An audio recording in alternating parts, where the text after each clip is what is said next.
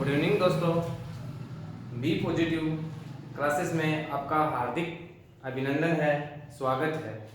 आशा करता हूँ कि आपकी स्टडी सुचारू रूप से और अच्छी तरह से चल रही है।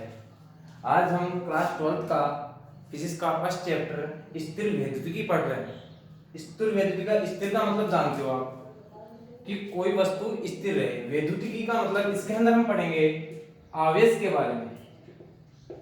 किसके बारे में पढ़ेंगे? आवेश के बारे में।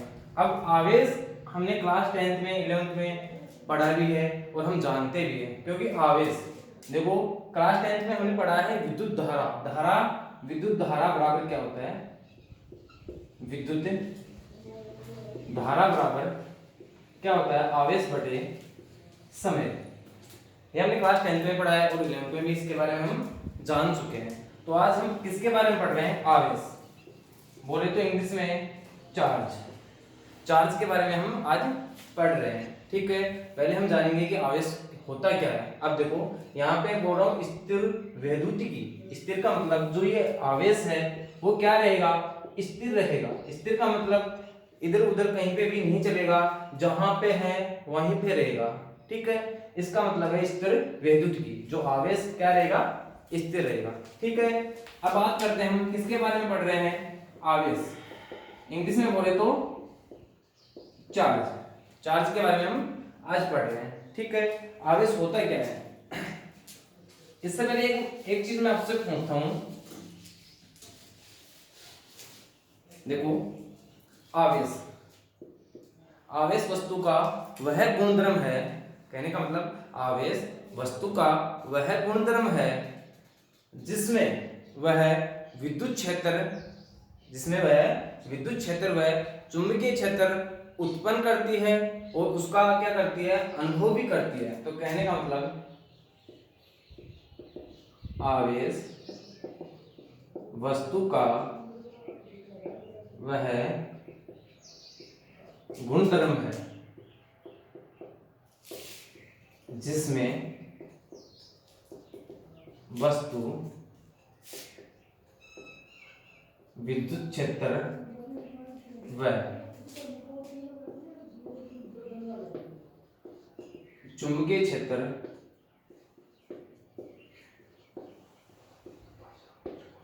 उत्पन्न करती है तथा अनुभव भी करती है।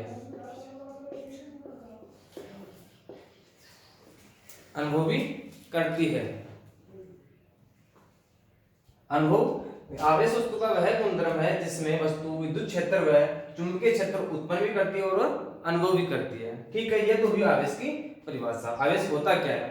सबसे पहले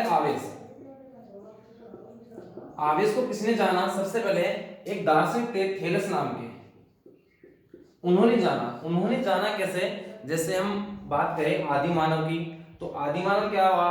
उसने पत्थर रगड़े तो आग उत्पन्न हुई। इसी प्रकार जो ये थेलेस है, इसने एक दो वस्तुएं ली, एक तो अंबर और एक लिया फर। क्या लिया? एक तो अंबर और दूसरा फर। जब इन दोनों को आपस में रगड़ाया, एक दूसरे से घर्षण करवाया, तो क्या प्राप्त हुआ? उसको आवेश प्राप्त हुआ। अब बात करें कि अंबर क्या होता है और फर क्या होता है। देखो अंबर तो एक पत्थर है और फर क्या है?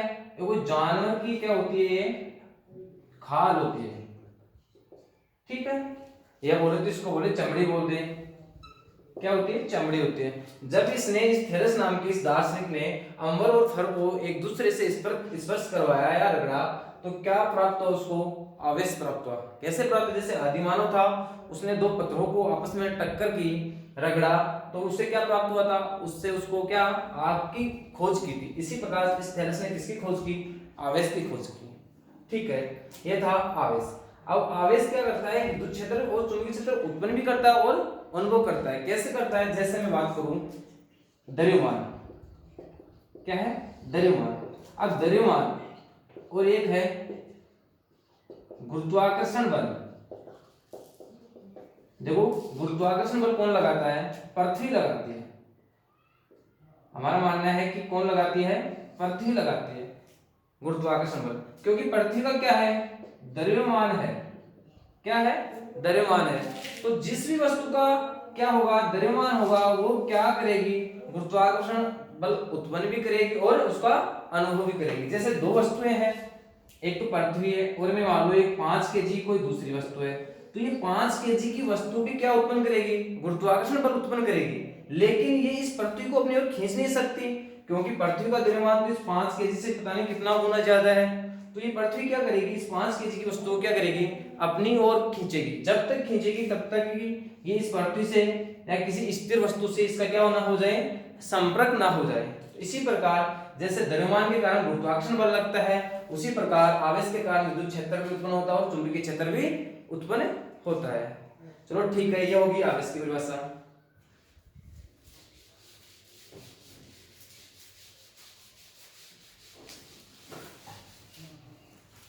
अब आवेश के बारे में जानते हैं। आवेश एक अचल राशि है। आवेश एक अचल राशि है। कहने का मतलब किसी वस्तु में आवेश है तो उसका वेग पर कोई प्रभाव नहीं पड़ता। चाहे कोई वस्तु है, मैं मान लूं ये एक वस्तु है, इसके अंदर हम मान लें कि आवेश है, ये आवेशित है, ये आवेशित वस्तु है।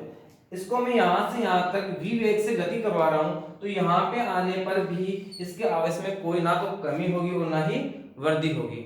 जैसे द्रव्यमान है, इस वस्तु का क्या है, द्रव्यमान भी है, तो ये यहां से यहां पर आ रही है, तो इसके द्रव्यमान में तो परिवर्तन हो सकता है, इसका द्रव्यमान कम हो सकता है। और इसका फॉर्मूला दिया था, अल्बर्ट आइंस्टीन ने दिया था, और वो फॉर्मूला था डेल एम कि मान लो ये एक एम नॉट वस्तु की द्रव्यमान है, एम नॉट द्रव्यमान की वस्तु है जो v वेग से क्या कर रही है, गति कर रही है। तो पहले इस स्थान पे थी, a पे थी, और अब कहां पे आ गई, b पे आ गई।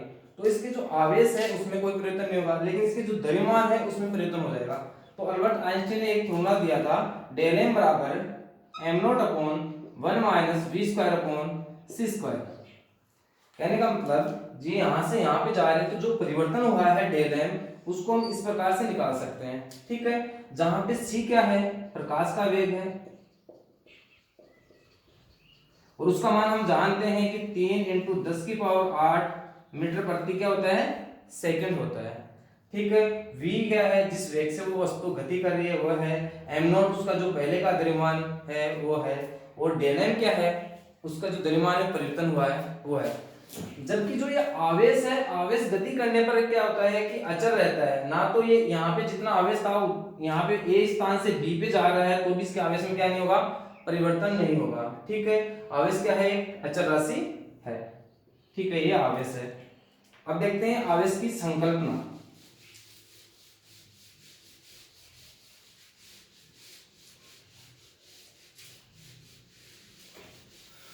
इसके बाद में नेक्स्ट टॉपिक है आवेश की संकल्पना। देखो, पहले आवेश की संकल्पना दी जाती है इलेक्ट्रॉन के आधार पर। किसके आधार पर दी जाती है, इलेक्ट्रॉन के आधार पर। अब मैं ये बताऊंगा कि इलेक्ट्रॉन के आधार पर ही क्यों दी जाती है। पहले उससे पहले हम समझते हैं। देखो, ये सोडियम है, ठीक है, इसमें कितने नंबर पे आता है, आवर्त सारणी में 11 नंबर पे आता है। पहले मानते हैं कि ये N है, इसमें क्या है, 11 ही तो इलेक्ट्रॉन है और 11 ही क्या है, प्रोटॉन है। क्योंकि जो इसका नाभिक है उसके अंदर क्या होता है, प्रोटॉन और न्यूट्रॉन होता है। और इलेक्ट्रॉन क्या होता है, एक तरबूज की तरह होता है, तो जो उसके ऊपर चारों तरफ किसी वस्तु के अंदर चारों ओर क्या रहता है, गमन करता रहता है। लेकिन जितने इलेक्ट्रॉन होते हैं उतने क्या होते हैं, प्रोटॉन होते हैं। ठीक है, अब मैं बोलूं इसके अंदर इसका अष्टक नियम, इसका होगा 2, 8 और 1। अब ये क्या करेगा कि अपना अष्टक पूरा करने की कोशिश करेगा। अष्टक के लिए इसको या तो लास्ट का उसका कोष है उसमें कितनी होनी चाहिए, 8 होनी चाहिए, या तो अभी या तो 7 ले ले या फिर 1 क्या कर दे, किसी को दे दे। तो आसान क्या होगा इसके लिए, 7 लेना है या 1 देना। तो इसके लिए आसान होगा 1 दे देगा। क्या दे देगा, इसका यहां से 1 दे दिया इसने, तो यहाँ पे क्या बच गया, 2 और 1 8। तो इलेक्ट्रॉन तो कितने हो गए, 2 और 8 10। प्रोटॉन में कोई कमी नहीं हुई, तो प्रोटॉन कितने हैं, 11 के 11।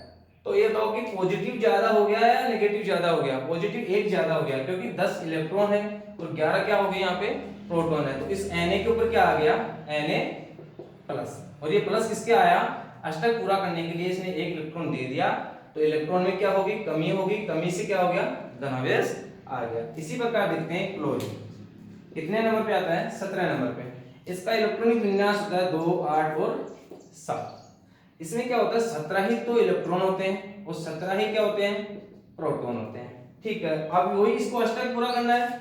अष्टक पूरा करना है तो ये तो एक इलेक्ट्रॉन ले सकता है फिर साथ दे सकता है, तो एक इलेक्ट्रॉन इसको लेना आसान होगा।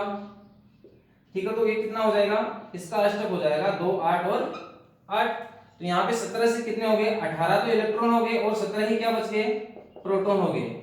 तो ज्यादा कौन हो गया, इलेक्ट्रॉन माइनस वाला ज्यादा हो गया, तो इसके ऊपर चार्ज क्या आ गया, एक ऋणावेश आ गया। कहने का मतलब इलेक्ट्रॉन में वृद्धि हो रही है तो ऋणावेशित हो जाता है और इलेक्ट्रॉन में कमी हो रही है तो क्या हो जाता है, धनावेशित हो जाता है। तो इलेक्ट्रॉन की आवेश की संकल्पना किसके आधार पर दी गई, इलेक्ट्रॉन के आधार पर दी गई। तो आवेश की संकल्पना इलेक्ट्रॉन के आधार पर दी जाती है। ठीक है, अब कोई आपको ये पूछ ले कि जो आवेश की संकल्पना है वो इलेक्ट्रॉन के आधार पर ही क्यों दी जाती है, तो हम प्रोटॉन भी, नाभिक में तो प्रोटॉन भी होता है। देखो आवेश, इसमें आप बोलोगे एक प्रोटॉन है, इसके अंदर क्या होता है, न्यूट्रॉन, सॉरी परमाणु में न्यूट्रॉन, प्रोटॉन और इलेक्ट्रॉन होते हैं। तो ये तो न्यूट्रल होता है, इसका कोई मतलब नहीं है। अब आवेश, आवेश या तो धनावेश होगा या फिर ऋणावेश होगा।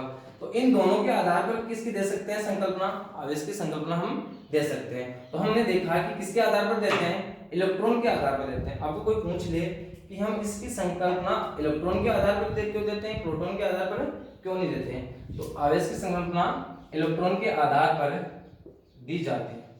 अब इसका रीजन देखते हैं कि रीजन क्या है इसका।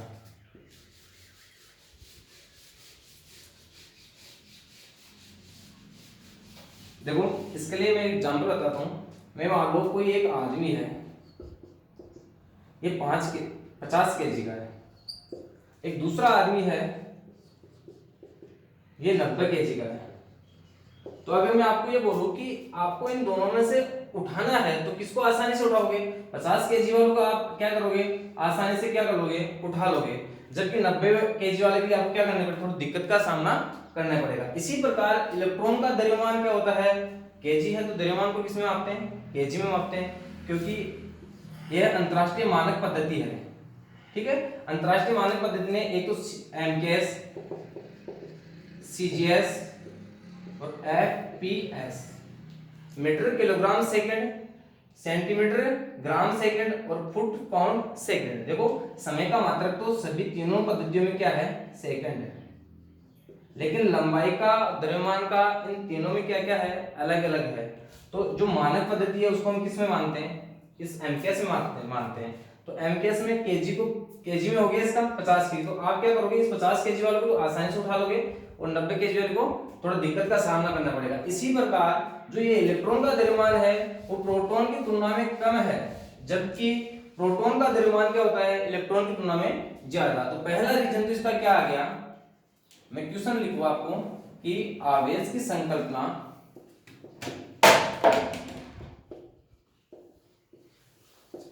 संकल्पना इलेक्ट्रॉन के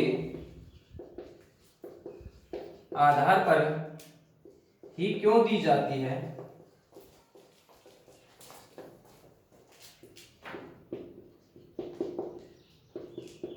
प्रोटॉन के आधार पर क्यों नहीं। तो पहला रीजन तो मैंने बता दिया, इसका पहला रीजन तो मैंने बता दिया कि इलेक्ट्रॉन का द्रव्यमान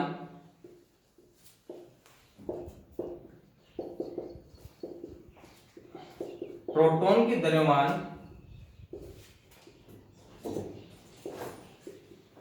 की तुलना में कम होता है। कहने का मतलब जो प्रोटॉन का द्रव्यमान क्या होता है, इलेक्ट्रॉन से ज्यादा होता है। और कितना होता है, प्रोटॉन का द्रव्यमान होता है 1837 गुना इलेक्ट्रॉन का द्रव्यमान। कहने का मतलब इसका द्रव्यमान होता है 1837 गुना होता है इलेक्ट्रॉन के द्रव्यमान से, तो इसको निकालना आसान नहीं होगा इलेक्ट्रॉन की तुलना में। दूसरा रीजन देखो, ये एक परमाणु है, इसमें ये एक नाभिक होता है इसका, इसमें न्यूट्रॉन और क्या होते हैं, प्रोटॉन, जबकि इलेक्ट्रॉन क्या होते हैं, बाहर कक्षाओं में विचरण करते हैं। तो ये जो नाभिक होता है, इस नाभिक में अंदर क्या होता है, प्रबल नाभिकीय बल होता है, प्रबल नाभिकीय बल होता है, जिससे क्या होता है, प्रोटॉन एक दूसरे से जुड़े हुए होते हैं और ये इतना प्रबल होता है कि हमें पता है प्लस प्लस के मध्य क्या होता है, प्रतिकर्षण होता है। क्या होता है, प्रतिकर्षण। देखो मैं इसके नाभिक को बाहर निकाल रहा हूं, तो इसके अंदर पी पी ऐसे कुछ जितने इसके अंदर द्रव्यमान परमाणु क्रमांक हुआ उतने इसके अंदर क्या होंगे, प्रोटॉन होंगे। तो ये दोनों एक दूसरे को क्या करेंगे, धक्का मारेंगे, क्योंकि प्लस प्लस के अंदर क्या होता है, प्रतिकर्षण होता है और माइनस प्लस के अंदर क्या होता है, आकर्षण होता है। कहने का मतलब समान आवेश क्या होते हैं, एक दूसरे को प्रतिकर्षित करते हैं और असमान एक दूसरे को क्या करते हैं, आकर्षित करते हैं। तो ये प्रबल नाभिक केवल इतना प्रबल होता है कि प्लस प्लस पास पास में होते हुए भी एक दूसरे से दूर नहीं जा पाते हैं। तो कहने का मतलब है कि जब हम इसको प्रोटॉन को निकालेंगे तो हमें क्या करना पड़ेगा, बहुत सारी ऊर्जा देनी पड़ेगी और इस प्रबल नाभिक के बल के कारण ये बाहर नहीं निकल पाएगा। तो कहने का मतलब दूसरा रीजन क्या हो गया, प्रोटॉन प्रोटॉन के मध्य कौन सा नाभिकीय बल होता है, प्रबल नाभिकीय बल, जिससे हम इनको क्या नहीं कर सकते, अलग नहीं कर सकते।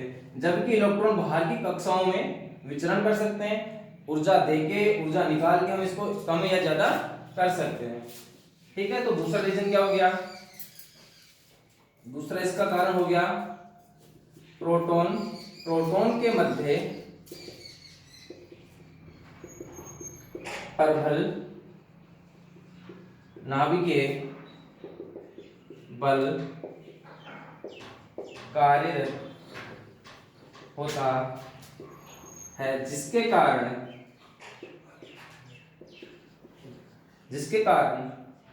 प्रोटॉन को नाभिक से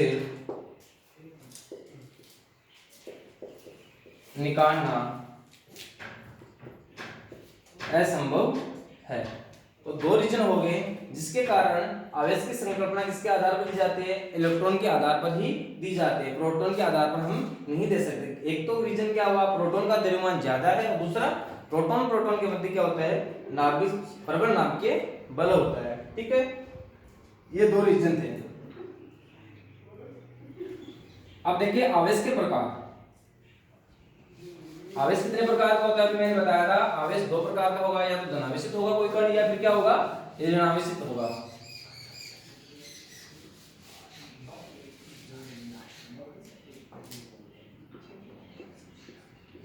आवेश के प्रकार देखो, अभी मैंने बताया था कि आवेश दो प्रकार का होता है, एक तो धनावेशित होता है कोई कण, या दूसरा क्या हो सकता है, ऋणावेशित। तो या तो होगा पहला पॉइंट तो धनावेशित, और दूसरा क्या हो गया, ऋणावेशित। कहने का मतलब अगर इलेक्ट्रॉन की कमी भी, इलेक्ट्रॉन की कमी होने पर कोई वस्तु या कोई कण क्या हो जाता है, धनावेशित होता है, जबकि इलेक्ट्रॉन की वृद्धि होने पर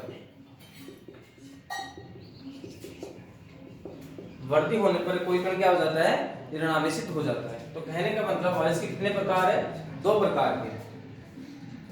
तो अगर यदि प्लस प्लस कहीं पे प्लस प्लस आवेश है तो इसको बोलते हैं सजातीय आवेश, या माइनस माइनस आवेश है तो भी इसको क्या बोलते हैं, सजातीय आवेश। समान है, एक ही जाति के हैं तो सजातीय आवेश हो गए। अगर प्लस माइनस या माइनस प्लस है तो इनको हम क्या बोलते हैं, विजातीय आवेश।